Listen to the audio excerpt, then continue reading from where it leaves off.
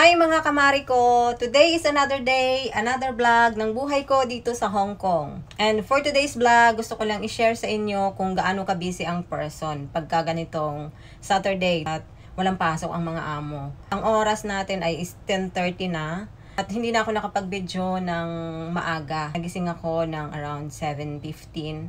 Tapos start na, wala na akong pahinga simula pagising ko hanggang ngayong alas 10. Mga gantong oras, andito pa yung mga amo ko. Pero dahil may pupuntahan silang party, maaga silang lumabas. Kaya gusto ko lang i-share sa inyo yung buhay ko every Saturday na talaga namang simula morning pa lang talagang sobrang dami ko ng trabaho. Hanggang mamaya, market, tapos pag-uwi, luto na. Gusto ko lang i-share sa inyo. And let's go!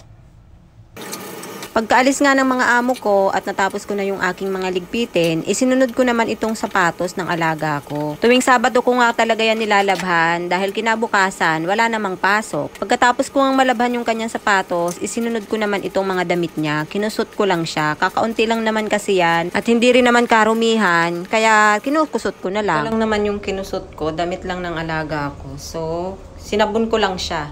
Tapos, ilalagay ko siya sa washing para doon ko na siya babanlawan, diretso dryer na. Para pagtapos, isasampay na lang. Para mabilis siyang matuyo. Siset ko lang yan ng dito. 22 minutes. Okay na yan. Susunod ko naman tong toilet. Every Saturday lang talaga ako nagkukuskus ng toilet na as in, hindi naman lahat, pero kinukuskus ko yung mga dingding. Pero pagka weekdays, hindi ganun. Tamang konting linis lang. Pero dahil nga andyan yung alaga ko, so syempre may mga ibang bagay kaming dapat gawin. Kaya yun, pag Saturday, wala akong alaga kasi bahala na sila sa anak nila. Saka ako nag-general cleaning.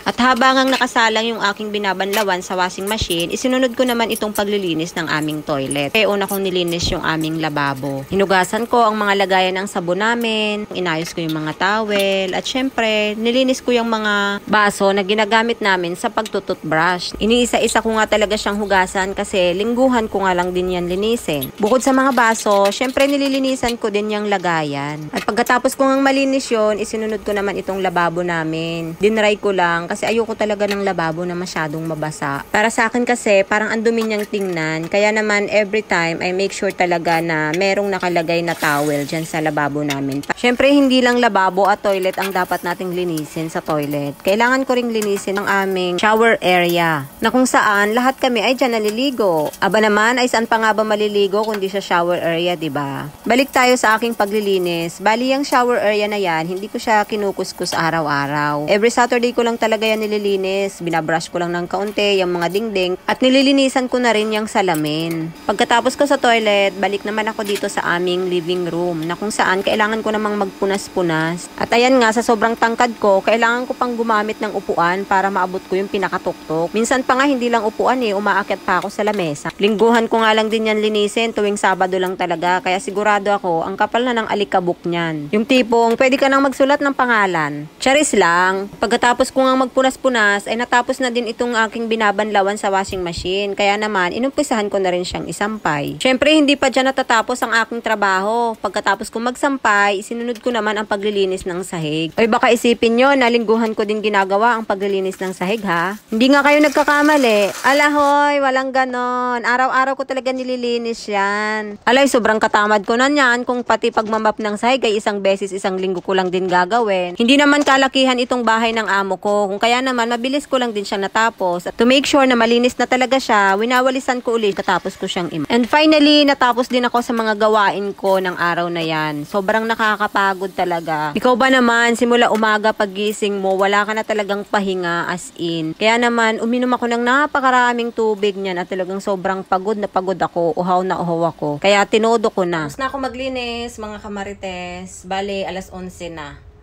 Kakatapos ko lang at grabe, umaga pa lang, hindi pa nag-aalas 12 pero gamit na naman ang person. But anyway, ganyan talaga ang life. Every Saturday lang naman ako ganito. Ang next ko naman gagawin, i-ready ko lang yung listahan ko para sa pagpunta ko ng market. Tapos maya-maya, pahinga lang after ko makapagpahinga ng konti. Lalabas na ako para magmalengke naman. Ang bilis talaga ng araw, no? Parang kailan lang ako na malengke. Ngayon, mamamalengke na naman. Sa bagay, mas okay yan. At least, di ba? Maagang matatapos ang ating mga trabaho sa buhay, di ba? So, yun lang. Share ko lang yung mga kabisihan ko sa umaga pagka ganitong walang pasok ang mga amo. So, yun lang. Bye!